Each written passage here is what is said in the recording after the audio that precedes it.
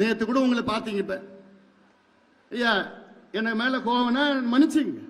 ஒரு அப்பா கிட்ட மன்னிப்பு கேட்கறது தப்பு கிடையாது.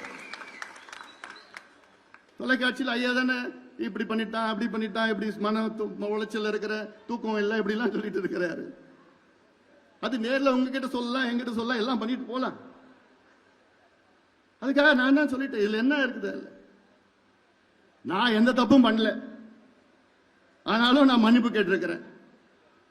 எனக்கு நோக்கம் இந்த கட்சி, இந்த சமுதாயம் அடுத்த கட்டத்துக்கு கொண்டு போகணும். அதான் என்னுடைய நோக்கம். அது என்னால முடியும். அந்த நம்பிக்கை எனக்கு இருக்கிறது, தன்னம்பிக்கை இருக்கிறது, தைரியம் இருக்கிறது, துணிச்சல் எனக்கு இருக்கிறது. எல்லாத்துக்கும் மேல் என் பின்னால் கோடிக்கணக்கான என் தம்பிகளும் என் தங்கைகளும் இருக்கின்றார்கள், என்னை நம்பி இருக்கின்றார்கள். அவர் நம்பிக்கைக்கு என்னைக்குமே நான் சோட போக மாட்டேன். அது எனக்கு தெரியும்.